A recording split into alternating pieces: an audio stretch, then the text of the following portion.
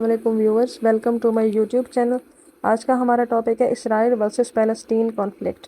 اس میں ہم دیکھیں گے اسرائیل اور فلسطین کا کانفلکٹ کیسے سٹارٹ ہوا اور اس کی ہم دیکھیں گے ہسٹری کیا ہے اس کی۔ اب دیکھیں، جب بھی کوئی کنفلکٹ سٹارٹ ہوتا ہے تو وہ ہمیشہ سے نہیں ہوتا، کوئی نہ کوئی ریزن ہوتی ہے اس کی جس کے بیس پر وہ کنفلکٹ سٹارٹ کیا گیا ہوتا ہے۔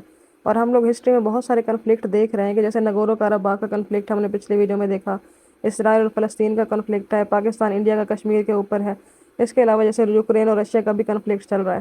تو جب بھی کوئی کنفلکٹ ہوتا ہے وہ اسی بیس پر آتا ہے کہ کوئی دو ملک ہوتے ہیں جو کسی ایک سیم چیز کے اوپر لڑ رہے ہوتے ہیں، تو اور وہ دونوں چاہتے ہیں کہ وہ چیز اس کی ہو جائے، چاہے وہ زمین ہو یا پھر کوئی علاقہ ہو، اس کے اوپر وہ لوگ لڑ رہے ہوتے ہیں اور کوئی ایک بھی ہار نہیں مان رہا ہوتا، تو ہم کہتے ہیں یہ کنفلکٹ ہے ان کے درمیان میں۔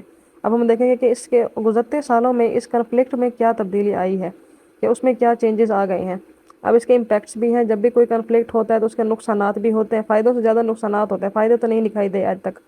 تو جو بھی رپورٹس بنتی ہیں ان میں نقصانات ہی دکھائے جاتے ہیں کہ لاسز کتنے ہوئے، کتنی جانیں گئیں، کتنی تباہیاں ہوئیں۔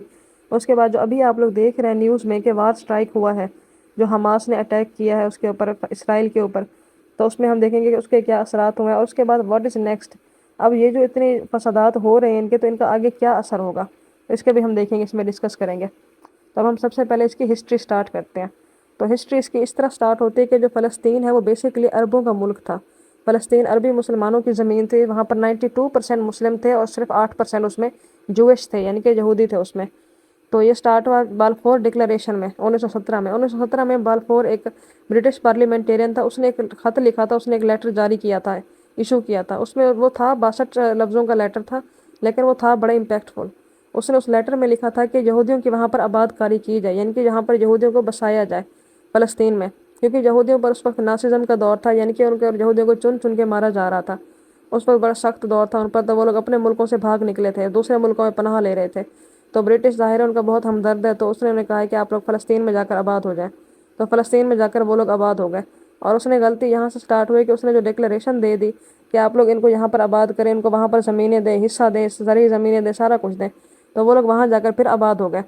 تو اس میں جب وہ لوگ وہاں جا کر آباد ہو گئے تو دھیرے دھیرے ان کا اثر بڑھنے لگا، ان کی، یعنی کہ ان کی جیسے وہاں پر ایک ایتھنک ان کی تعداد بڑھنے لگی۔ تو فلسطینیوں کو پھر خطرہ پیدا ہوا کہ یہ لوگ ہم پر امپوز ہوتے جا رہے ہیں، کیونکہ وہ لوگ باقاعدہ امپوز ہوتے جا رہے تھے، ان کی زرعی زمینیں ان لوگوں نے لے لی تھی، ان کے بزنس کاروبار ان لوگوں نے ہتھیا لیے تھے، ان کو گھروں سے نکالا جا رہا تھا عربوں کو۔ تو ان کے تو مسئلہ کھڑا ہو گیا، پھر انہوں نے اپنی ایک ریوولٹ سٹارٹ کر دی 1936-39 تک۔ یہ 2 دفعہ ریوولٹ ہوئی اس میں، کیونکہ ان بیچارے عربوں کو ان کو گھروں سے نکالا گیا اس وقت سے، حالانکہ زمین بھی ان کی، علاقہ بھی ان کا، زرعی زمینیں، کاروبار، بزنس، سب کچھ ان کا۔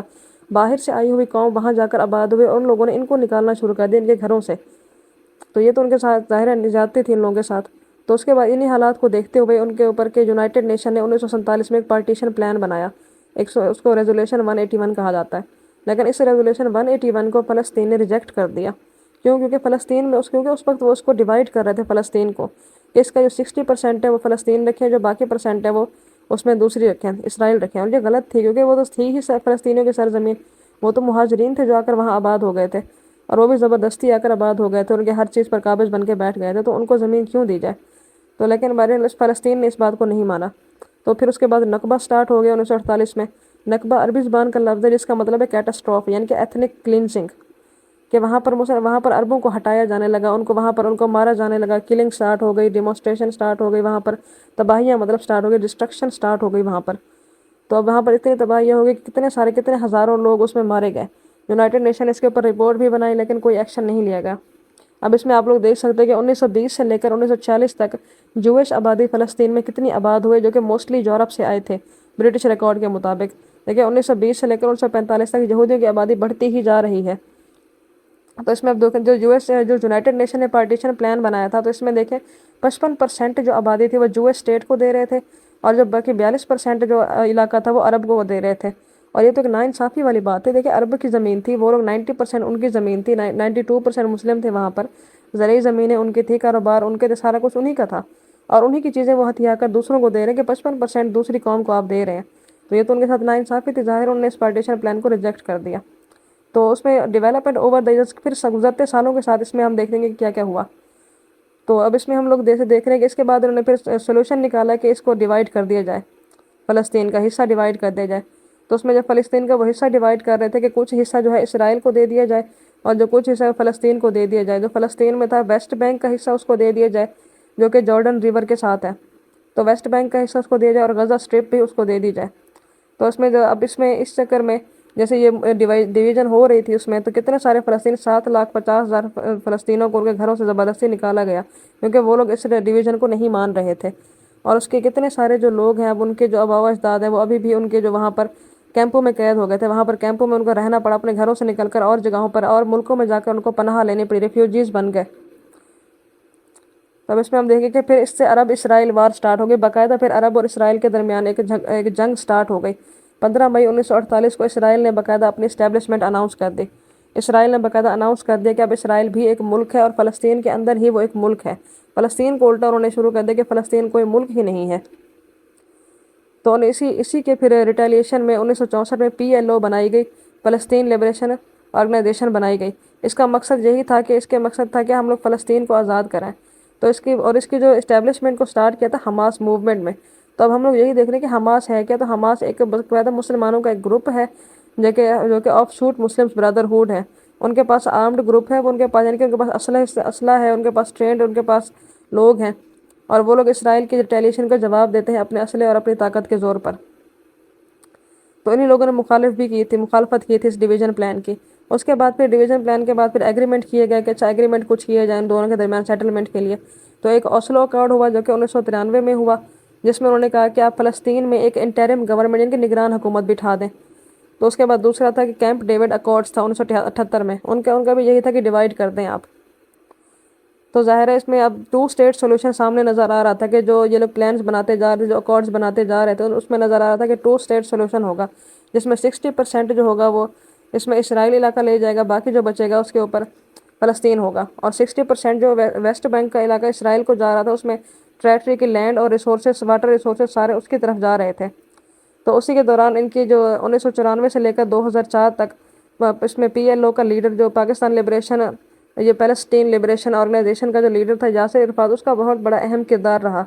उसने उनकी आज़ादी के लिए उनके लिए बहुत सारी मूवमेंट लड़ी, उनके लिए बहुत सारे उसने किरदार भी अदा किए, एक लीडर का रोल प्ले किया। उसने लोगों को जमा किया, लोगों को उसने यूनाइट किया, लोगों में उसने एक नई आज़ादी की रूह भरी उसमें। तो 2004 में उसकी डेथ हुई, उसको नोबल पीस प्राइज़ से भी नवाजा गया 1994 में।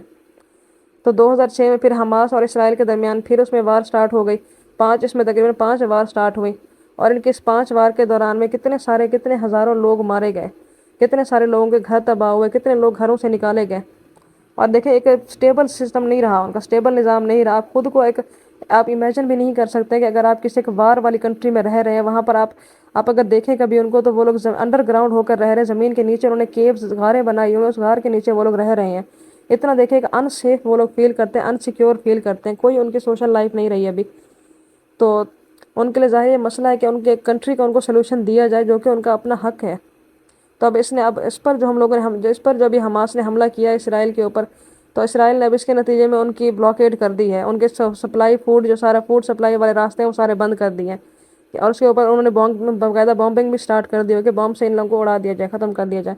अब इसकी पॉपुलेशन भी आप लोग अनएम्प्लॉयमेंट रेट देखें कि इसमें 45% अनएम्प्लॉयमेंट रेट है, कितना ज़्यादा अनएम्प्लॉयमेंट रेट है ये। और फूड इनसिक्योरिटी भी 64% है इसमें। तो इसके इम्पैक्ट्स भी हम लोग जैसे डिस्कस कर ही रहे हैं कि कितने सारे, जैसे हर वक्त जब आपके जो गांव है वो बॉम्ब से उड़ाए जा रहे हैं, आपके हर जगह पे कर्फ्यू नाफज हुआ पड़ा है, आपके घर गिराए जा रहे हैं, एडमिनिस्ट्रेशन डिटेंशन हो रहे हैं, लोगों को पकड़ पकड़ के जेलों में डाला जा रहा है, ज़ख्मी किया जा रहा है, मारा जा रहा है, घरों से निकाला जा रहा है। तो सोचें देखें क्या हालात होंगे उस मुल्क के, और क्या असरात होंगे उस कन्फ्लिक्ट के। और जो कि ज़बरदस्ती हो रहा है कि एक चीज़ है किसी और के, दूसरा उस पर ज़बरदस्ती काबिज़ है। और अगर आप कभी देखें कि ब्रिटिश मीडिया को आप देखें, या अगर वाशिंगटन DC के जैसे उनके न्यूयॉर्क टाइम्स वगैरह के आप न्यूज़पेपर देखें, तो वो लोग बाइस्ड हैं, वो इसराइल को वो लोग डिफेंड करते हैं, और पैलेस्टीन के ऊपर वो लोग कभी आवाज़ नहीं उठाते हैं। तो लेकिन एज अ मुस्लिम हम तो यही सोचते हैं, जैसे अगर हम लोग थ्योरी भी देखें, ये देखें, इन फैक्ट्स को जमा करने में बहुत टाइम लगता है। तो इन फैक्ट्स को बहुत सारी जगह से पढ़ना पड़ता है, देखना पड़ता है कि जहाँ पे अनबाइस्ड डाटा हमें मिल जाए। तो आई होप आप लोगों को ये वीडियो समझ में भी आई होगी और अच्छी भी लगी होगी। तो अगर अच्छी लगी तो आप लोग वीडियो को लाइक कीजिएगा। Thank you.